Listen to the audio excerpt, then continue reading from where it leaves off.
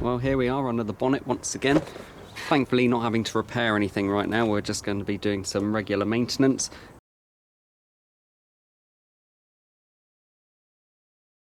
Going to need a T20 and unscrew this screw,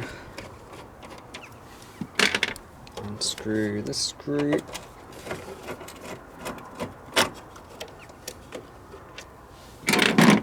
unclip the hose, undo the plug, press it on, pull it off, and we can then just lift this one up and to one side. There's the fuel filter. We're going to have to undo a bolt here, undo these clips and pull them off. We need to go in there with a 10mm socket to undo the holding clamp.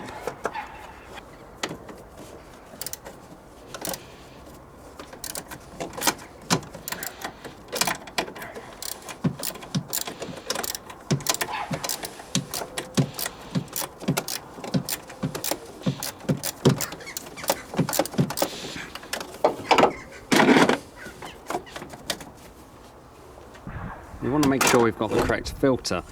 These caps definitely want to be on here because we don't want dirt getting in the filter, so we'll pull them off at the last moment. The other thing to note is there are 4 ports on this particular version. It is probably worth to mark these ports. This one's RF, this one's VF, this one's VM, and this one is RT. Now, if you go and pull all these pipes off and get muddled up, they may go on the wrong way, and that might be a problem. So I'm going to use a Tipex pen here just to mark the rubber hoses up.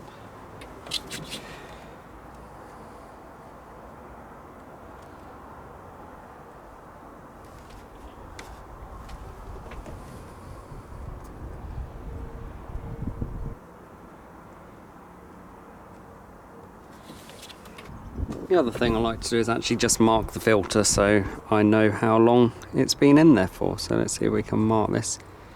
D, E, C.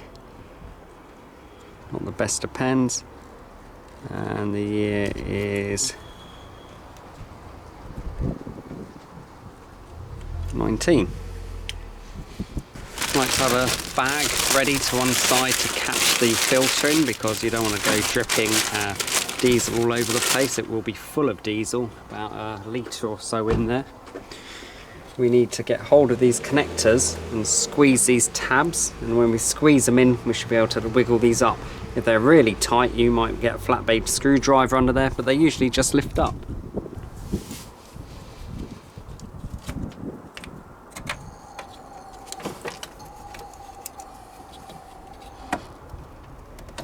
Holding them up here to prevent them dribbling too much diesel.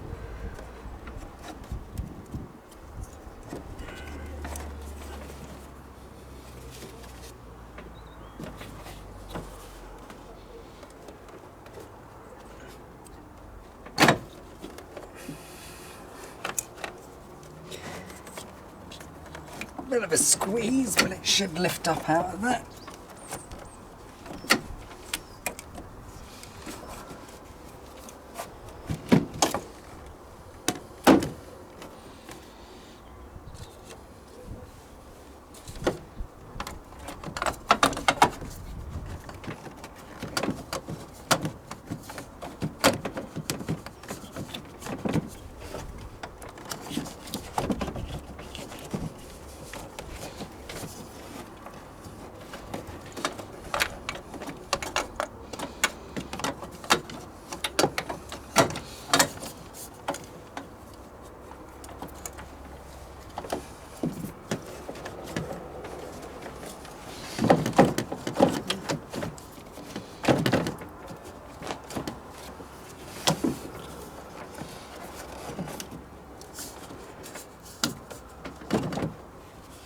Doesn't want to go in there at all.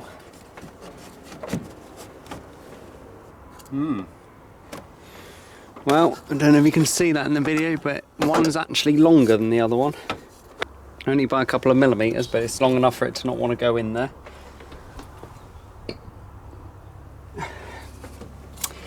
Gonna need a little bit more persuasion.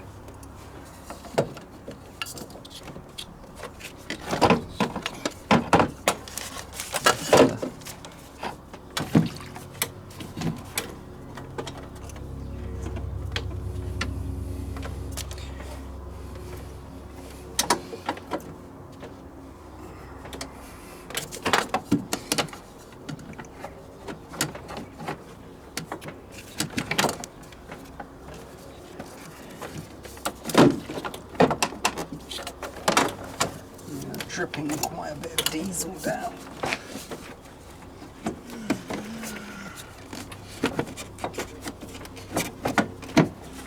No, it really doesn't want to go in. So I'm going to actually wind back the clamp a bit more.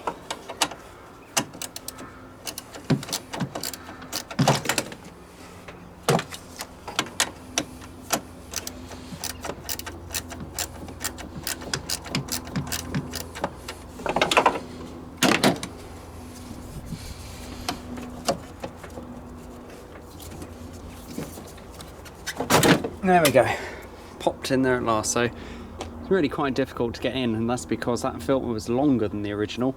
Let's hope the ports match up. I'll try and rotate it so the ports are where they were, so RF at the front, VM there, RT at the back, and VF on the right hand side as we're looking. We'll lower that down, not too far. It does have a stop on the bottom of it, so that'll do. Get our 10mm socket, tighten it back up a bit. Really want to get those clips on there quite quickly though, as at the moment any diesel that's dripping out is causing air in the system.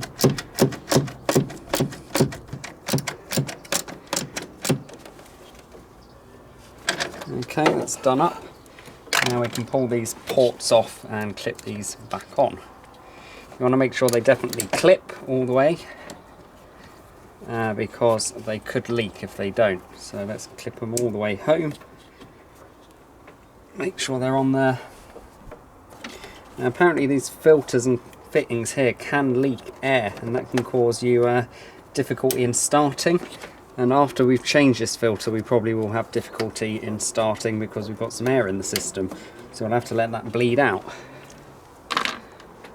So it's all plugged in there now. We'll just do that bolt up a little bit more at the bottom because it was still a little loose.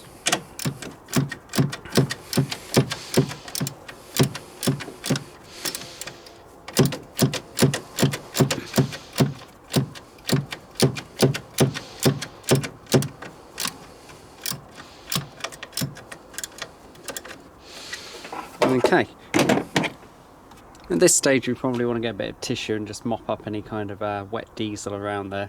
Did spill a bit, a few drops poured out, but we'll clean that up.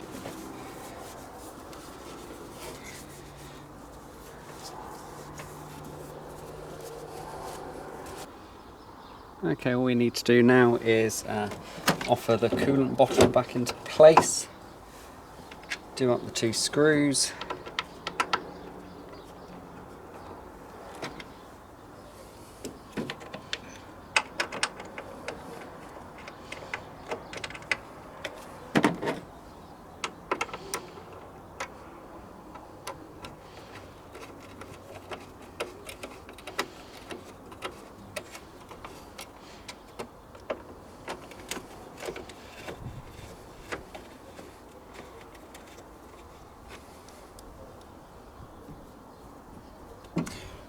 You have to find the connector, there it is.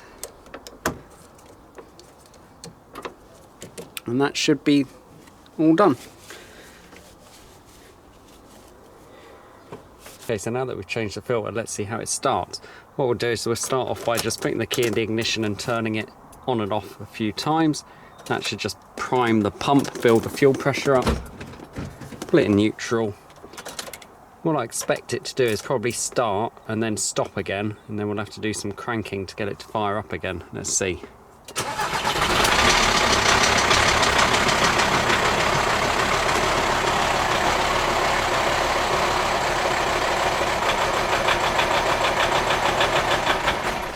There it goes. So now we'll have to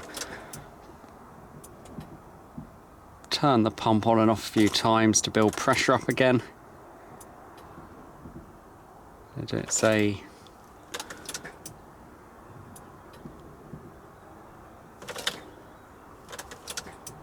5 times, and then we'll try and start it again.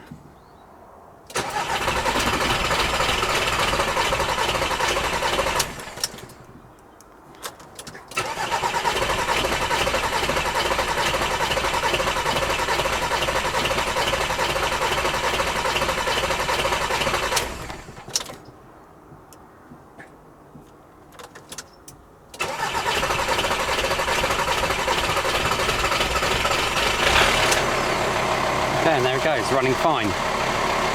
So it takes about 10-15 seconds of cranking there to actually get the fuel back into the filter, fill the filter up and then drive it down to the injectors, and now we're fired up fine. Sounds really nice actually, sounds better than it did before. Great, let's go for a drive.